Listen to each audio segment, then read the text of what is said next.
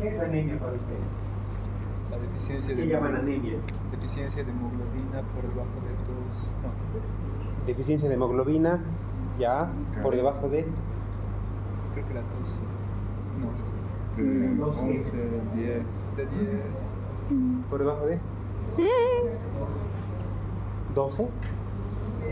Ya. Ya. Vamos a ver en un momento más el concepto de anemia. La anemia ferropénica, chicos, es un problema importante en nuestro medio. Vamos a ver en un momento más algo de fisiología. Y creo que nos tiene que preocupar bastante porque es un problema muy frecuente en nosotros. ¿Ya? Nuestra situación es un poquito preocupante para nosotros como país. Este es un artículo publicado el año 2015, de 10 años atrás, pero no ha variado mucho según los censo que tenemos del 2012 y el que vamos a referir del 2016. Fíjense, esta es la prevalencia de anemia en América Latina y el Caribe. ¿Listo? Aquí tenemos la prevalencia de anemia en mujeres en edad fértil. ¿Cuál es esa edad? De 18 a... ¿Qué denominamos mujeres en edad fértil? ¿Qué puede? De 15. 15 años de edad fértil. 18 a Con 30. tu pensamiento de Evo Morales. Ahí está. Risa de... De 18 a 30. No, 18, ya. a 35. años. En realidad, la edad fértil se considera entre los 25 y 35 años actualmente, por todo el factor estudio, trabajo y demás. En realidad están empezando a prolongar. Las mujeres están empezando a embarazarse a edades más prolongadas, por encima de los 35 años. Pero fíjense, las prevalencias, nosotros estamos aquí, somos medalla de bronce, 38.3%, o sea, una de cada 3 mujeres en edad fértil, antes de los 25 años, pasados los 18 años, tienen anemia. Significa una de cada 3 mujeres en nuestro país tienen anemia, en esa edad. ¿No? Y en niños, fíjense, niños, ahí estamos con medalla de oro. Somos el país de América Latina y el Caribe con mayor prevalencia de anemia en menores de 5 años. Tenemos una prevalencia de 61.3. Eso quiere decir que de 2 de cada 3 de nuestros niños menores de 5 años tienen anemia. Y son datos que no han variado mucho. En 2012 ha habido la encuesta nacional de salud y nutrición después de mucho tiempo. Y fíjense lo que se encontró. Nacional 60%, muy similar a lo que habían encontrado en el estudio que les acabo de mostrar. Urbano 53% y rural 73%. O sea, los chicos del área rural son los que más anemia tienen. 3 de cada 4 niños de edad rural tienen anemia, ¿no? Y aquí tenemos un poquito, está mejor que el total, pero igual tenemos un 53% de anemia en menores de 5 años. Aquí están los datos del Salud, ahí están 63, 52, 73%. Y vamos a enlazar ahora con la anemia, con la ferropenia. Anemia no siempre significa ferropenia, puede haber anemia por otras causas. ¿Cuáles son esas otras causas? Megaloblast. Deficiencia de B2. B12. ¿Perdón? Deficiencia de B2. Ya, ¿qué más? Pérdida de sangre, muy bien, sangrados, ¿qué más? De vitaminas. Mala absorción intestinal. Ya, un síndrome de mala absorción, muy bien, ¿qué más? Síndrome paraneoplásico, produce anemia.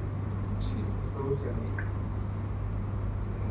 En este estudio de salud de 2012 quisieron ver por qué teníamos una prevalencia tan importante de anemia. Fíjense que la deficiencia de hierro, aquí está nacional, urbano y rural. Fíjense, la parte nacional tenemos 22.8% de deficiencia de hierro en nuestra población. O sea, 1 de cada 5 habitantes de nuestra población tiene deficiencia de anemia. Deficiencia de hierro.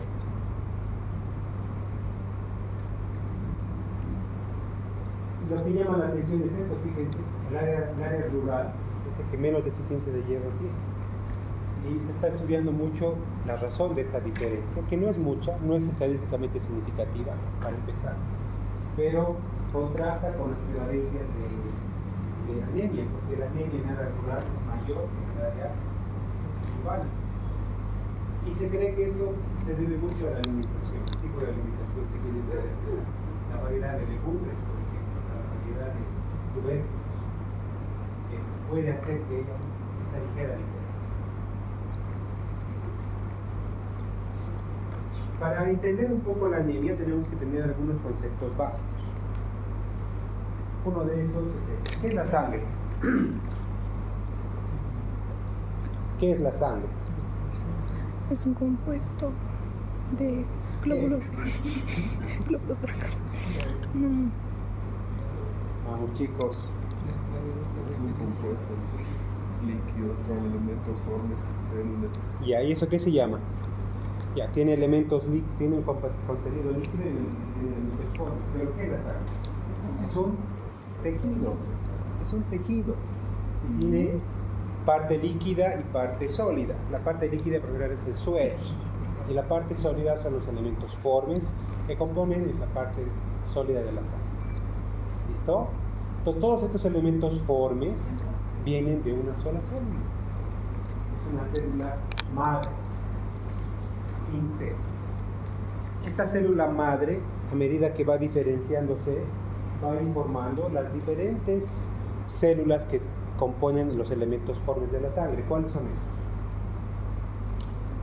Glóbulos blancos, leucocitos, plaquetas, glóbulos rojos o eritrocitos, son los principales, ¿no? Entonces fíjense, la célula madre va a transformarse en una célula progenitora comprometida y luego va a haber una diferenciación, una identificación morfológicamente, una célula blástica y luego va a haber una célula diferenciada ya funcional. Eso se ve acá, tenemos una célula madre, luego tenemos una célula multipotenciaria y esta célula multipotenciaria se va a dividir y se va a separar, por ejemplo, para la producción de glóbulos blancos o leucocitos, junto con esta. Luego va a venir los... ¿Qué viene antes del eritrocito? reticulocito. Los reticulocitos. Ahí están los reticulacitos.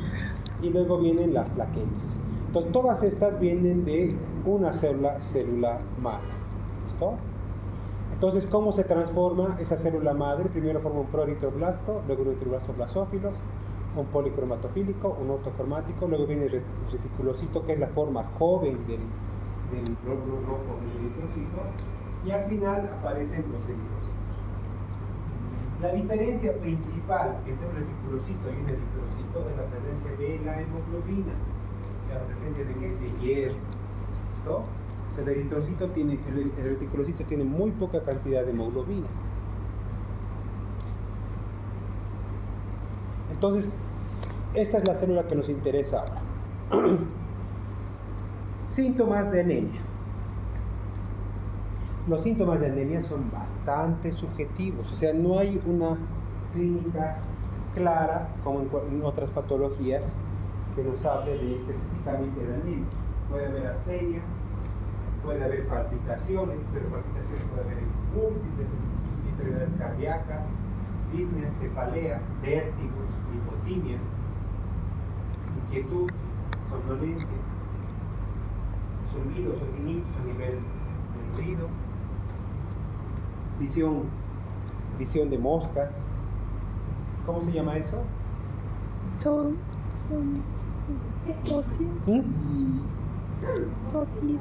Moscas volantes. Acroparestesias. ¿Qué son las acroparestesias? Sensaciones de hormigueo en las partes distales, ¿no? Todos estos son bastante subjetivos. ¿Por qué?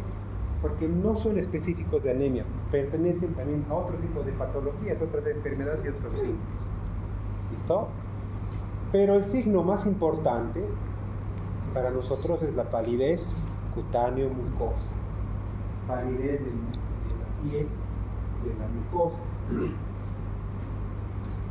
Hay varios estudios que han mostrado que la palidez de la piel no es tan sensible como la palidez de la mucosa. Hay un estudio bien interesante que se ha hecho en Argentina, se ha hecho aquí en Bolivia, en La Paz, por ejemplo, en el que se compara la palidez de la palma con niveles de hemoglobina, ¿no? Y es interesante el trabajo que hicieron en La Paz, porque hicieron un estudio de comparación entre la percepción del médico y la percepción de la madre. Entonces a la madre le decían, ¿cómo ve la palma de la mano de su hijo? ¿Está pálida o está normal? Fíjense que la relación ha sido mejor con los niveles de hemoglobina que apuntaban una niña, la percepción que tenía la madre, no la que tenía el médico.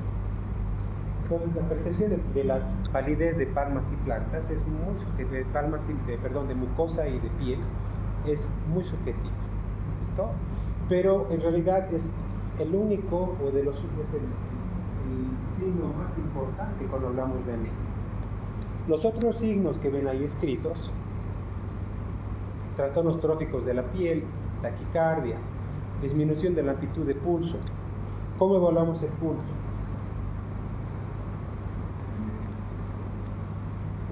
¿Cómo se evalúa pulso?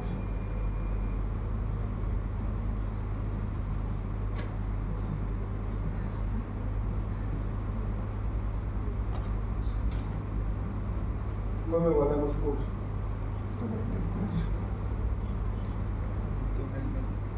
¿Quién se acuerda?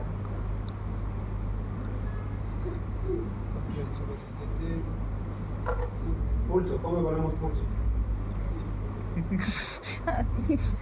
Se van a acordar de un mnemotécnico, de la papa frita, frecuencia, ritmo, intensidad, tensión y amplitud.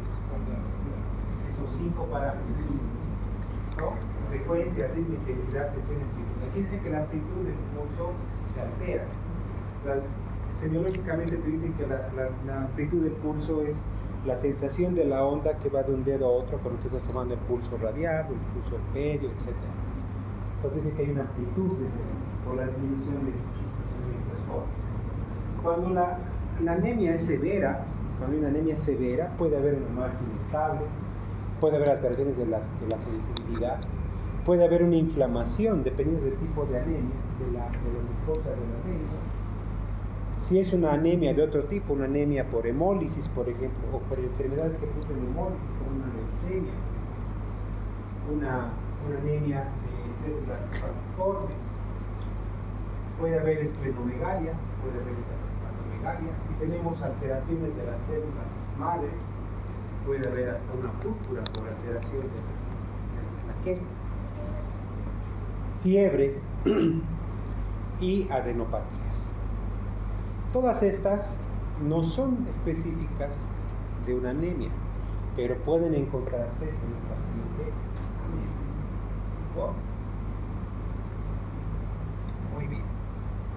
Visión borrosa. Si no ven ahí los pajaritos, están con anemia. ¿Quién no ve?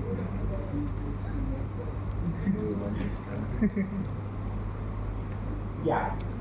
Entonces, para hacer el diagnóstico de anemia, primero tengo que tener, vamos a hablar luego de la parte de alimentación, tengo que tener una idea vaga de la alimentación, de que hemos hablado en las primeras clases. El tipo de alimentación, si tiene consumo de alimentos ricos en hierro, si no los tiene, qué tipo de leche consume, en niños pequeños de leche materna o qué tipo de leche consume. Y cuando nosotros sospechamos de un paciente con anemia, independientemente de la etiología de la anemia, tenemos que pedir algunos laboratorios, entre ellos un hemograma, donde veremos un conteo y características de glóbulos rojos, hemoglobina, hematocrito, las constantes corpusculares. ¿Cuáles son esas? B, volumen Volumen corpuscular medio. medio. Concentración de hemoglobina. Hemoglobina corpuscular media. ¿Qué más? Concentración de hemoglobina corpuscular. Fracción, muy bien. Esa. Y falta una. La concentración. Una que es importante para diagnosticar anemia ferropénica. Se llama IDE. ¿Han escuchado hablar de esa palabra o de esa sigla? IDE. Índice de distribución eritrocitaria. ¿Ya? Ese índice de distribución eritrocitaria nos mide el eritrocito más pequeño, que el IDE ha nacido a través del Holter. El Holter es un aparato que nos mide los niveles de los elementos formes de la sangre. Entonces se dieron cuenta que el Holter podía detectar el eritrocito más pequeño y el eritrocito más grande. Entonces este IDE es una diferencia en porcentaje de tamaño, el más pequeño con el más grande. Entonces cuando hay deficiencia de hierro, los glóbulos rojos tienden a disminuir de tamaño. Entonces va a haber microcitosis. Y por lo tanto el IDE va a tener un mayor porcentaje. Es por eso que es importante hablar del IDE cuando hablamos de constantes corpusculares. Leucocitos, ¿por qué pediríamos leucocitos en una anemia? ¿O no nos interesa? Plaquetas.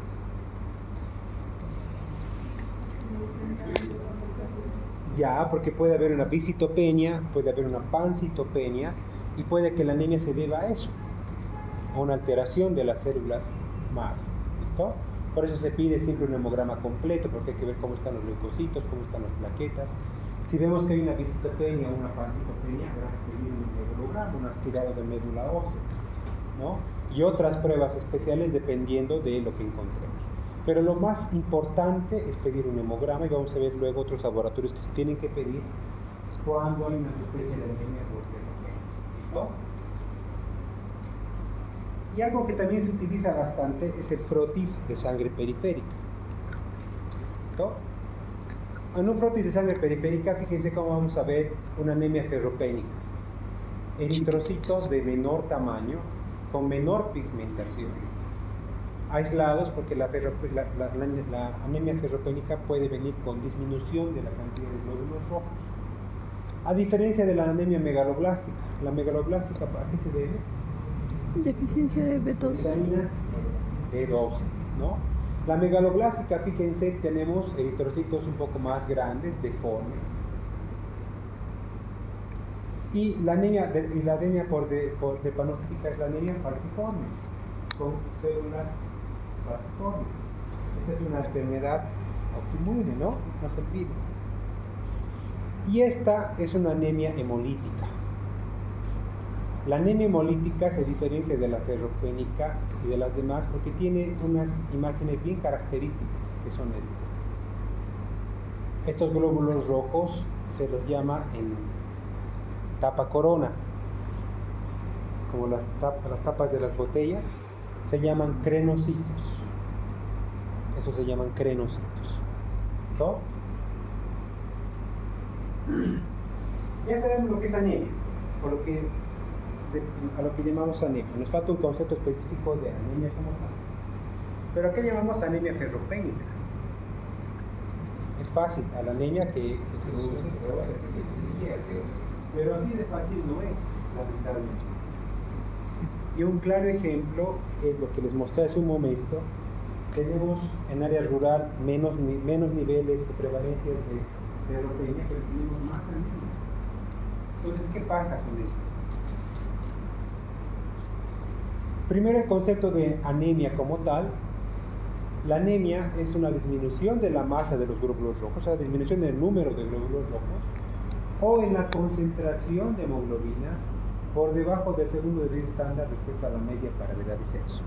O sea, como hemos visto en la relación de peso, talla y índice, igual hay desniveles estándar para hemoglobina.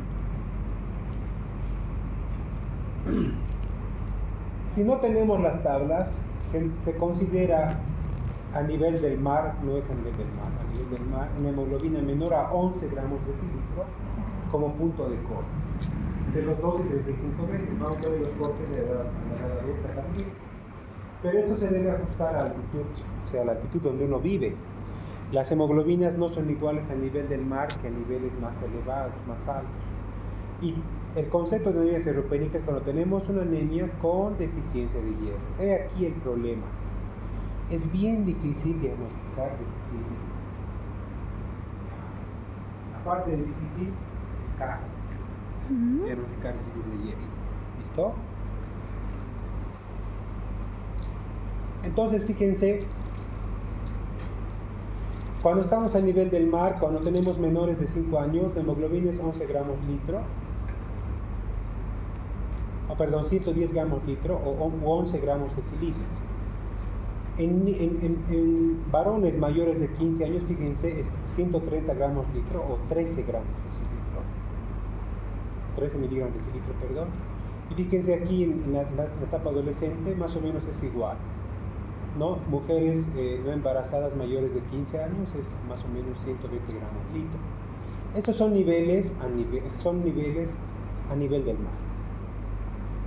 Cuando nosotros vamos o vivimos en lugares que están por encima del nivel del mar, tenemos que hacer un ajuste de la hemoglobina. Nosotros vivimos a qué altitud? 2400. 2570 aproximadamente, dependiendo de dónde vives, pero varía por ahí. Entonces, tenemos que agregar a ese punto de corte de 110 o de 11 si quieren, 12 o si quieren 1.2. Vamos a ver luego por el punto. Eso quiere decir que para menores de 5 años, nuestro punto de corte va a ser 12.2. O si quieren 122. Si estamos hablando de personas de edad de ustedes, mayores, el varón será 13 más 1.2, 14.2. Y las mujeres, 12 más 1.2 va a ser 13.2. Esos son nuestros puntos de corte a nivel de la altitud que tenemos en Cochabamba, ¿no? Cuando uno ve un hemograma, tiene que tomar en cuenta estos puntos de corte. Hay muchos estudios que han ido evaluando las probabilidades del rango de acuerdo a la altitud. En la altitud de Cochabamba, fíjense, dice en niños de 12 a 14, más o menos. En adultos varones no tenemos estudios, fíjense. En mujeres dice 11. Este es un estudio, pero este estudio ha sido bastante criticado, el de Cohen, porque no ha habido una medición adecuada de hemoglobina. ¿Listo? Y fíjense, por encima de los 3.500 metros, dice que son extrapolaciones. ¿Por qué? Porque no hay estudios que avalen estos puntos de corte. Entonces, ¿cuáles son nuestros niveles normales de hemoglobina en nuestro medio? Si hablamos a nivel de la edad pediátrica, que es donde más frecuentemente se presenta la anemia, fíjense cómo la hemoglobina va cambiando de acuerdo al peso de nacimiento y de acuerdo al tiempo de vida. Algo que nos tiene que quedar claro, fíjense cómo nacen toditos casi por el mismo nivel de hemoglobina, 16.5. A medida que van aumentando en edad, ya se va diferenciando un poco, y al mes de vida, fíjense, los prematuros ya tienen niveles bajos de hemoglobina. Y a los 2 meses, fíjense, 8, 8.8, 9.4, 11.2. Aquí es donde hay bastante discusión, todavía bastante discusión. ¿Por qué? Porque muchos consideran estos niveles como niveles no normales. Por eso hablan de anemia. El que sí hay que considerar como anemia son los prematuros, ¿no? Los prematuros tienen una anemia que se llama anemia de prematuro. ¿Por qué? ¿Por qué los prematuros tienen anemia?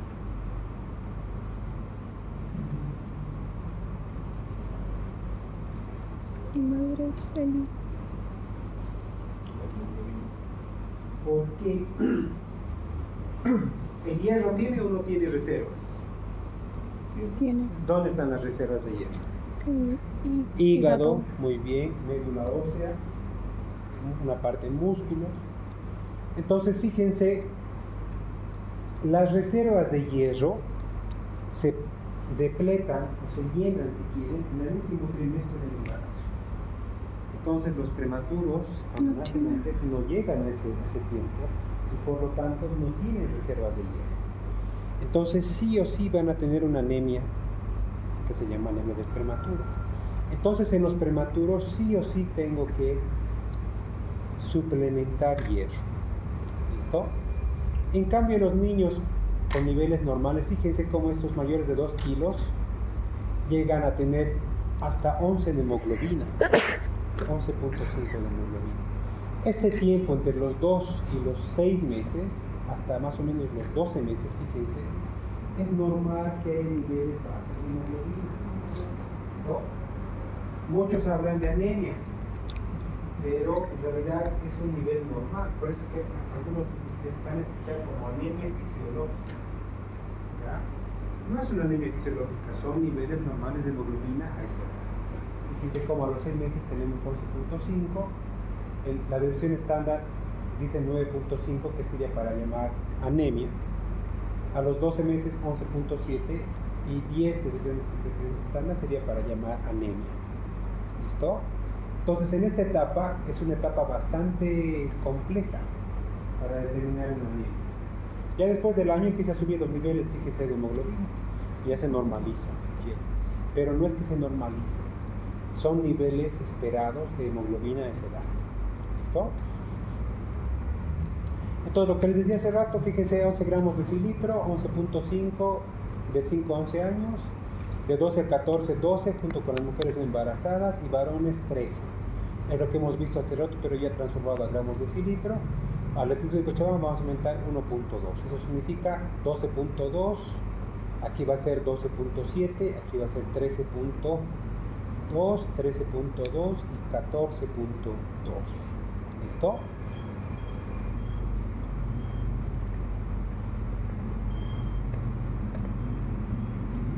Algo que se sigue estudiando es el metabolismo del hierro.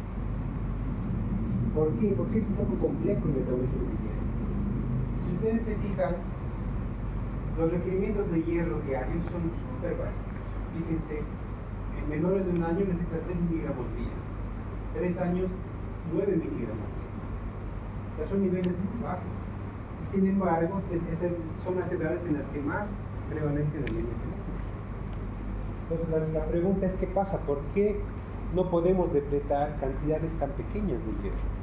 Cuando hablamos de mujeres en edad fértil, más o menos son 16 miligramos. Ahí sí se podría justificar la anemia, pero aquí es bien difícil, es complejo saber por qué. Y una de las razones que se habla es que el hierro no solamente es parte de la anemia, no es parte de la hemoglobina, sino que en esta etapa estamos en una etapa de crecimiento rápido. Y el hierro se utiliza en otros tipos de metabolismo que tienen que ver con crecimiento.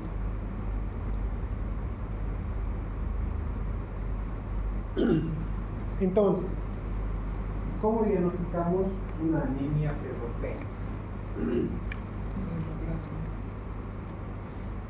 Hemos hablado del nivel de hemoglobina, hemos hablado también de los elementos formes de la sangre. Lo primero que tenemos que hacer es interrogatorio, una buena anamnesis, lo predecen en un momento. El tipo de dieta, si come alimentos ricos en hierro, si no come alimentos ricos en hierro, si por ejemplo es vegetariano, si tiene una dieta alta en fibra, si tiene un consumo elevado de lácteos, que vamos a ver por qué, se tiene que preguntar después. Tenemos que preguntar si es de premadurez, en mujeres en edad fértil o mujeres con anemia, el número de embarazos, antecedentes de embarazos múltiples, antecedente de que la madre ha tenido deficiencia de hierro durante su embarazo, ha tenido anemia. Una madre anémica me va a producir un niño anémico también, ¿no?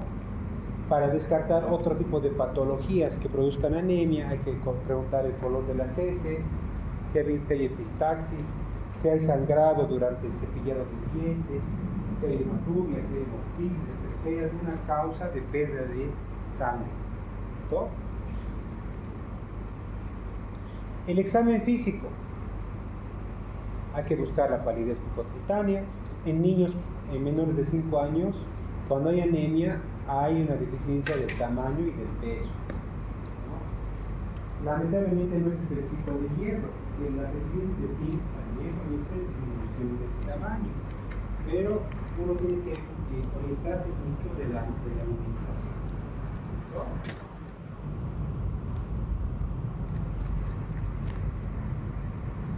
El hemograma nos va a orientar mucho. O sea, al ver la hemoglobina sabemos que tenemos una anemia. O sea, si tenemos un niño menor de 5 años y tiene una hemoglobina de 11.5, está por debajo de 12.2, sabemos que tiene anemia.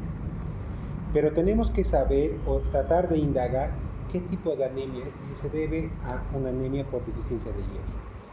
Lamentablemente, nuestros valores hematimétricos se alteran muy tarde, fíjense. La hemoglobina, cuando tenemos un hierro normal, se mantiene normal. Con pérdida de hierro se mantiene normal. Carencia de hierro sigue normal. Y cuando tenemos anemia ferropénica, recién baja la hemoglobina. O sea, cuando ya hemos depletado y hemos perdido nuestras reservas de hierro, recién se altera la hemoglobina. El volumen corpuscular medio se altera igual al último. ¿Se fijan? El ancho de columna eritrocitaria o el ID que les había dicho hace rato, a nivel del mar tiene que estar por debajo de 15. Pero a altitud de Cochabamba tiene que estar por debajo de 13.7. Igual que los otros, se altera cuando ya tenemos una anemia ferropénica. El contenido reticulocitario de hemoglobina es el que es más sensible que estos otros tres, porque este se altera cuando ya tenemos una carencia de hierro. Sin tener anemia, puede disminuir por debajo de los niveles normales en picogramos. Este es bien importante si tenemos solo un hemograma para evaluar una anemia. Si tenemos una disminución del contenido reticulocitario de hemoglobina, pues nos va a alterar. Y los reticulocitos, fíjense, se mantienen normales igual hasta que haya anemia ferropénica. Entonces, si uno analiza fríamente, el hemograma como tal no nos sirve mucho para prevenir anemia. ¿Por qué? Porque los valores se alteran cuando ya el paciente tiene una anemia ferropénica. ¿Y por qué hablamos de pérdida de hierro y carencia de hierro?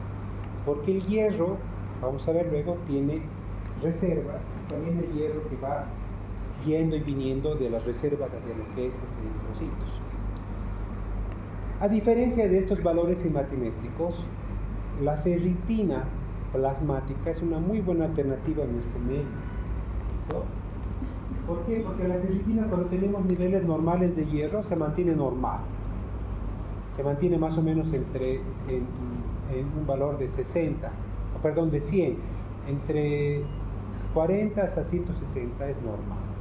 ¿Listo? Cuando ya hay pérdidas de hierro, ya baja la ferritina. Baja por debajo de 10, pero no por debajo de, baja por debajo de 20, pero no por debajo de 10. Cuando ya tenemos una ferritina entre 10 a 20, ya tenemos que pensar que hay pérdida de hierro. Cuando la ferritina está por debajo de 10 o igual a 10, ya hay una carencia de hierro. Y si está por debajo de 10 es una anemia ferropénica. La ventaja de la ferritina es que podemos agarrar al niño cuando está empezando a perder hierro ya. ¿Listo? La ferremia también nos sirve, pero por ejemplo en nuestro medio no tenemos ferremia como tal, tenemos porcentaje de hierro, pero la ferremia no la tenemos como tal. Sí tenemos ferritina plasmática que podemos usar.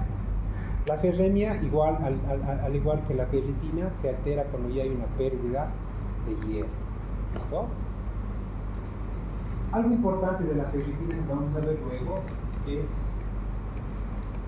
que necesitamos sí o sí utilizar una proteína reactiva para evaluar la ferritina. ¿Ya? Vamos a ver luego eso. Entonces fíjense los niveles de ferritina para hablar de una anemia, fíjense, en todas las edades está más o menos a 10. Hay una diferencia ligera en el adulto que dice 12, pero ya cuando está por debajo de 10 está hablando de una anemia. ¿Listo? La saturación de transferrina que tenemos en nuestro medio igual tiene valores por debajo de 12, 14 y 16 en adultos. Y la ferremia, cuando está por debajo de 60 y cualquiera de las edades, menos en menores de 2 años, pues nos habla de una ferropenia. ¿Listo? ¿Por qué les decía hace rato que es difícil diagnosticar anemia? Porque ninguno de estos, ni la ferritina, ni la ferremia, ni la saturación de transferrina, etc., nos evalúan claramente la deficiencia de hierro. ¿Listo? Sus sensibilidades son muy bajas. ¿Ya? Es por eso que se han empezado a utilizar otro tipo de parámetros, como por ejemplo el receptor soluble de transferrina en suero. Este es por ejemplo el que han utilizado en el ENSA del 2012 para decidir si es anemia o no es anemia, ¿no? El índice de ferritina, la protoporfirina de zinc eritrocitaria, son formas de diagnóstico que no las tenemos en nuestro medio de manera frecuente. Y algo importante es que es caro. Hacer una de estas pruebas nos cuesta aproximadamente entre 70 a 80 dólares por persona. Entonces, estas pruebas existen, ténganlas en cuenta. STFR, la relación por el logaritmo de FTR y la protoporfirina eritrocitaria. Tienen mejor sensibilidad. Fíjense, esta es la que mejor sensibilidad tiene, cercanas al aspirado medular, que es la prueba que nos puede aclarar mucho cuando hay una deficiencia de hierro. ¿Por qué? Porque la médula ósea tiene reservas de hierro. ¿A ver? Entonces la que más se acerca es esta protoporfirina de zinc eritrocitaria. ¿Listo? Pero algo importante que tienen que tener en cuenta, que no se olviden, porque cuando ustedes sean médicos generales van a ver mucha anemia, y cuando sean especialistas peor todavía. La ferritina tiene que ir acompañada de una proteína C reactiva o de una procalcitonina, porque la ferritina es también un reactante de fase aguda. Y la hemoglobina también es un reactante de fase aguda. La hemoglobina cuando hay infecciones baja.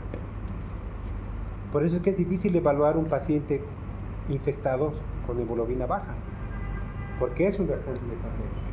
En cambio la ferritina, cuando hay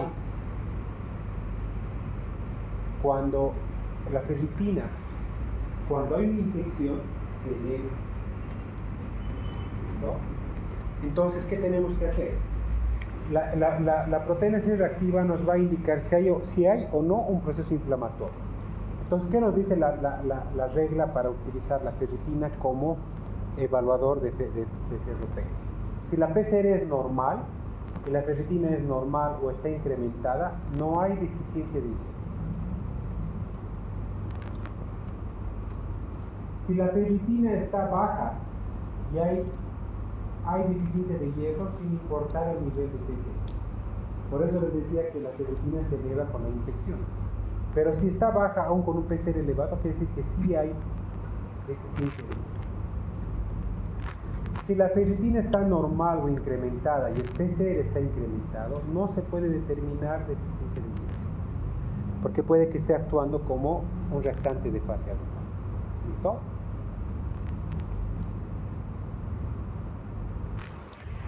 ¿Por qué hemos hablado de esto? Fíjense, la hemoglobina o el hierro no solo está en el eritrocito. Hay transportadores de hierro y hay hierro de depósito. El hierro de depósito está, como hemos visto, en médula ósea, músculo y en hígado. Entonces, fíjense, cuando vamos depletando los depósitos de hierro, o sea, cuando ese paciente no consume hierro, ¿qué hace el cuerpo? Empieza a sacar hierro de los depósitos. Cuando ya está viendo disminución del hierro en los depósitos, fíjense como ya la ferritina baja. En cambio, el volumen corpuscular medio de la hemoglobina está normal. Cuando ya no tenemos reservas de hierro y nuestro hierro de transporte está disminuido, la ferritina baja más todavía. Como hemos dicho, aquí va entre 10 a 20, y aquí igual a 10, y ya cuando hay anemia ferropriva por debajo de 10. Y es aquí recién cuando los volúmenes reticulares medios de la hemoglobina empiezan a bajar. Pero lo que tenemos que hacer nosotros es tratar de encontrar a estos pacientes en este estado, no cuando ya tengan uno. ¿Listo? Pero, como les dije hace un momento, la mejor forma de diagnosticar hierro de manera laboratorial, pero ferropenia no existe todavía. Y la mejor forma es la prueba terapéutica. O sea, si yo tengo un paciente que veo que no consume alimentos ricos en hierro, está pálido, te dice que estoy mareado, no me siento bien, no tengo ganas de trabajar, etc. Lo que tengo que hacer es una prueba terapéutica. Administro hierro a dosis terapéuticas y tengo que evaluar los niveles reticulocitos a los 7 a 10 días. O sea, le pido el hemograma, le pido reticulocitos y le inicio hierro. Si a los 7 a 10 días ha habido una mejora de los reticulocitos, lo más probable es que sí sea una anemia ferropénica. Y si ha habido un incremento de 2 gramos de decilitro al mes, o sea, si ha subido, póngase esta con una hemoglobina de 9 y aparece con 11.2 de hemoglobina, lo más probable es que ese paciente sí haya tenido una anemia ferropénica. ¿Listo?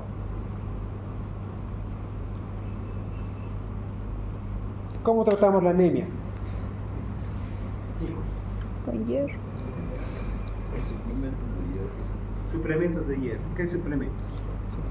Sulfato ferroso. Sulfato ferroso, ya. ¿Qué más? Dieta física hierro. ¿Y cuál es la dieta rica en hierro? Hígado. Huevos. Carne, huevo, ¿qué más? Hígado. Espinaca, ya, ¿qué más? Hígado. Hígado, muy bien, ¿qué más? Las lentejas, perfecto. Lo primero es lo que han hablado ustedes, muy bien. Tenemos que indicar a ese paciente alimentos ricos en hierro. Lamentablemente en nuestro medio, el alimento más rico es la carne. La carne roja es la que más hierro y más zinc tiene. Luego viene la carne de pescado. La carne de pescado, a diferencia de la de carne de roja, tiene más niveles de zinc que de hierro. Las legumbres, poroto, lenteja, haba, arveja, garbanzos, tienen niveles buenos de hierro. Las verduras de verde oscura, brócoli, espinaca, selga, tienen niveles de hierro elevados. Aparte del hierro, tenemos los frutos, famosos frutos secos, también tienen buenos niveles de hierro. Aparte de eso, tenemos que indicar ácido ascórbico, o sea, vitamina C. Sí o sí tiene que haber vitamina C, porque la vitamina C ayuda a la absorción. mejora la absorción de hierro. Pero ahorita vamos a ver que hierro, porque cuando nos hablan de anemia, cuando estamos en la etapa en la parte de biología, nos hablan del ácido ascórbico. Lo que no nos dicen es que el ácido ascórbico nos ayuda mucho en la absorción de hierro no hemínico. ¿Ya? Fíjense los niveles de absorción de hierro de los distintos alimentos, porcentajes de absorción y tipos de alimento. Han hablado de la espinaca, miren, fíjense la absorción, es muy baja.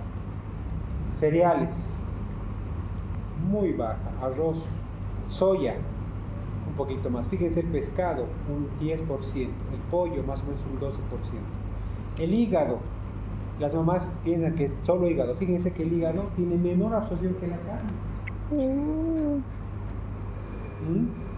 La carne roja es la mejor fuente de hierro.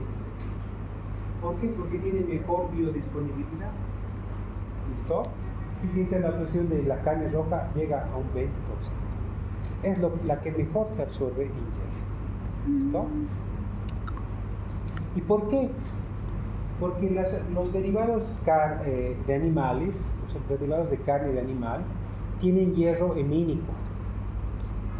Y el hierro hemínico se absorbe directamente, no necesita cotransportadores, no necesita que haya una buena cantidad de azúcar, nada. El hierro hemínico se absorbe por las microvellosidades y se absorbe por el aparato paracelular. Y se absorbe entre un 20 a 30%. esta solución es lo que nosotros llamamos hierro elemental. Y van a ver, cuando ustedes vean un medicamento de suplemento de hierro, dice 100 gramos, y entre paréntesis dice 30 gramos de hierro elemental. El hierro elemental es el que nos interesa, porque ese es el hierro que se va a absorber. En cambio, el hierro no hemínico, que viene de lo que hemos hablado de las legumbres, de las verduras, etc., solo se absorbe entre 1 a 15%. Este es un problema grande de los vegetarianos. ¿Listo? ¿Alguno de ustedes es vegetariano? No. Qué bueno. Fíjense, el hierro no hemínico tiene elementos que aumentan su absorción y elementos que disminuyen su absorción.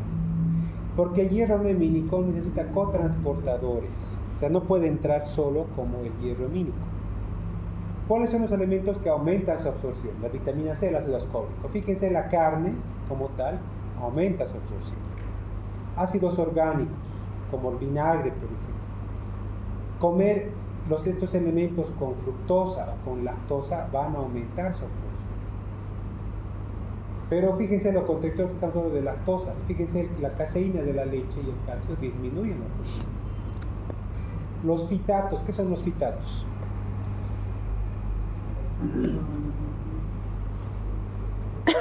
Fitatos son moléculas que están en la fibra dietaria, que están en la fibra de los cereales, de las frutas y de las verduras. Entonces, consumir alimentos altos en fibra pueden disminuir la absorción de hierro no hemínico, ¿ya? La yema de huevo, fíjense, oxalatos, proteína de soya, igual nos va a producir una disminución de la absorción de hierro no hemínico. ¿Listo? Y fíjense cómo el ácido ascórbico aumenta la biodisponibilidad de hierro. Este es un estudio que evaluaron los niveles, la absorción de hierro de una leche fortificada con hierro, de acuerdo a la concentración de ácido ascórbico. Cuando no había ácido ascórbico en la leche, fíjense, se absorbía menos del 4%. A medida que iba subiendo la concentración de ácido ascórbico, fíjense cómo aumentaba la absorción de hierro, hasta llegar casi un 10%. Entonces el ácido ascórbico es importante cuando hablamos de hierro no hemínico. ¿Listo? Fíjense en los vegetarianos. Cuando la concentración de ácido ascórbico es menor a 7 miligramos y ellos consumen cierto tipo de alimentos, la absorción de hierro es muy pobre. Este es el hierro absorbido en miligramos. En cambio, cuando tenemos un aporte de ácido ascórbico de esta cantidad, 74 miligramos, la absorción es mucho mayor. Coliflor, frijoles, salsa de tomate, pan blanco. El queso cottage es ¿han probado el requesón? Este es el queso cottage. Piña en conserva, plata. Fíjense cómo mejora la absorción de hierro solamente aumentar la cantidad de ácido ascórbico. ¿Listo? Algo importante, la preparación de los alimentos tienen mucho que ver con las cantidades de hierro. Fíjense, esto es braided solid carne, esto es carne seca. ¿Cómo le llamamos aquí a la carne seca? Charque. Fíjense el charque, 23.8 el nivel de absorción, ¿no? Fíjense el hígado de pollo cocido, 9.9, ostras, 5.7, y el hígado de vaca, famoso hígado de vaca, fíjense, 5.6. Aquí hay carne cocinada, fíjense cómo baja a 2.5. Las sardinas enlatadas, 2.5. Fíjense cómo va bajando. ¿Cuál es el que mejor nivel tiene? Carne seca, ¿no? Entonces no se olviden que la forma de preparación, la forma de cocción tiene mucho que ver con los niveles de hierro. La leche materna.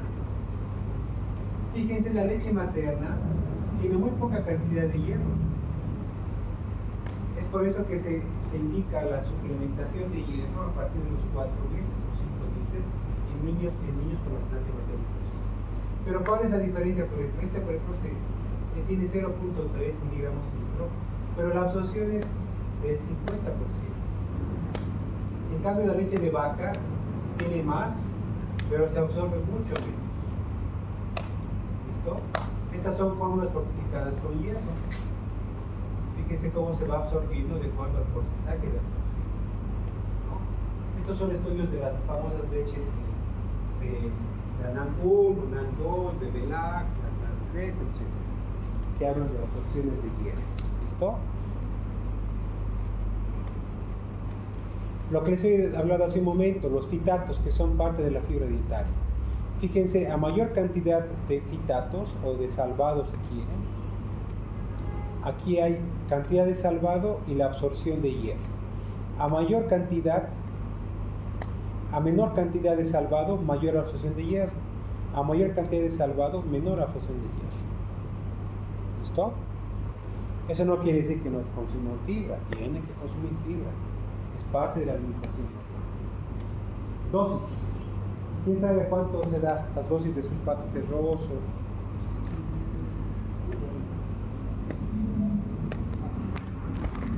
Dosis. Se debería calcular entre 3 a 6 miligramos kilogramo día cuando tengo un paciente con anemia. Si tengo un paciente sin anemia, pero sospecho por la anamnesis que no está recibiendo una buena cantidad de hierro, aparte de hablar con la mamá o con el paciente y decirle, señor, tiene que comer carne roja por lo menos 2 veces a la semana, o por lo menos 2 veces a la semana, carne roja, trate de consumir cítricos, etc. Yo puedo darle una dosis de 1 a 3 miligramos kilogramo día, que es una dosis de prevención de anemia. ¿Listo?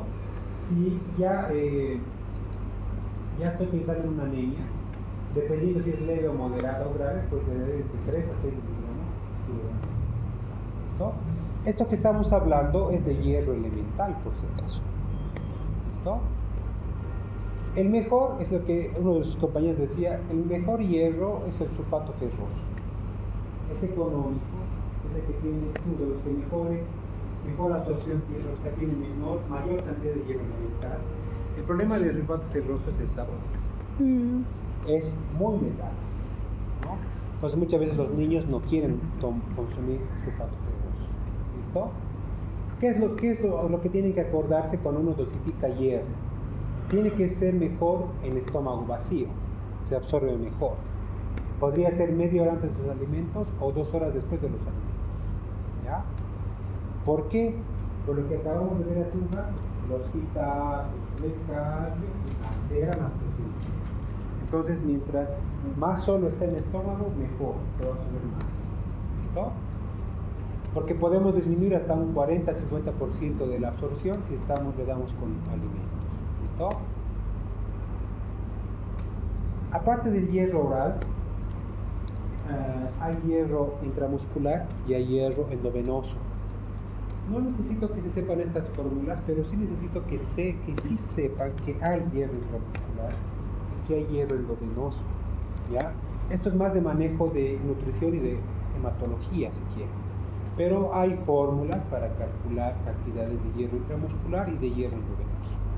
La hemoglobina ideal menos la hemoglobina del paciente por 0,7 por peso por 5, y la de la parte endovenosa es el peso por la hemoglobina deseada menos la hemoglobina ideal por 2,4 por depósito de hierro, que es más o menos el 20% de lo calculado en hemoglobina. ¿Listo? Nosotros hemos hecho un estudio hace tiempo en pacientes desnutridos y les dábamos hierro intramuscular y hierro vía oral. Hemos hecho 2 meses de tratamiento. Fíjense cómo la hemoglobina subía igual en ambos.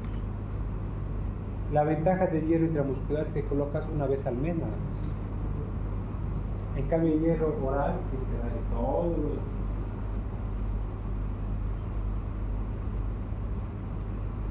Todas las presentaciones de hierro tienen diferentes cantidades de hierro elemental. De acuerdo a eso, uno tiene que saber qué hierro es mejor que otro. Porque cuando sean médicos les van a venir a visitar y les van a querer vender la papa que utilizan, los que te venden suplementos de hierro. Te dicen este es mejor, tiene mejor sabor. Pero ustedes tienen que saber que cada uno de ellos tiene diferentes niveles de absorción, ¿no? El fumarato ferroso, por ejemplo, de 200 miligramos se absorbe 65. El gluconato ferroso de 335, succinato ferroso de 135, este por ejemplo tiene 35% de absorción. Sulfato ferroso 360, sulfato ferroso de secado de 265. El polimaltosado es uno de los mejores también, de 135 miligramos de hierro absorbido. Entonces, de acuerdo a eso, uno tiene que conocer que los niveles, cada cantidad de hierro tiene cierta cantidad en porcentaje de hierro elemental. Entonces, cuando ustedes vean un medicamento que tenga hierro, un jarabe, unas gotas o unas tabletas de hierro, tienen que fijarse el hierro elemental. Y si no tienen en la prescripción, ahora tienen a la mano en internet, poner ahí hierro elemental, gluconato ferroso, y ese ratito les va a aparecer el porcentaje y tienen que calcular y ya está. Ya saben cuánto de hierro elemental tiene ese medicamento. ¿Listo? El Hemofar B12, por ejemplo, es uno de los mejores porque tiene, no estoy haciendo propaganda por este caso, pero es uno de los mejores, pero lamentablemente no tiene buen sabor. Es un sabor muy metálico, ¿no? 5 ml contiene 125 miligramos de sulfato ferroso que equivalen a 37.5 miligramos de hierro elemental. O sea, si yo tengo un niño de, pónganse, de 10 kilos, le quiero dar 3 miligramos, le voy a dar 30 miligramos de hierro elemental por día. Dándole 5 ml al día, ya le estoy dando su dosis. No necesito darle más. Si no tolera, le puedo dar 2.5 en la mañana y 2.5 en la noche. Pero ya con 5 ml, pues ya está. Si tengo niños de menor tamaño, pues voy a utilizar volúmenes más pequeños. Este Ferrobe Complex, por ejemplo, que he visto que utilizan bastante, tiene 92.1 de sulfato ferroso y equivale a 18.5 miligramos de hierro elemental en 5 ml. O sea, tiene la mitad de este. Entonces, si yo quiero tratar al mismo niño de 10 kilos, voy a necesitar 10 ml. Voy a usar el doble de la medicación. Y peor con el Cheltin, fíjense, el Cheltin en gotas me aporta 6 miligramos de hierro elemental en 20 gotas.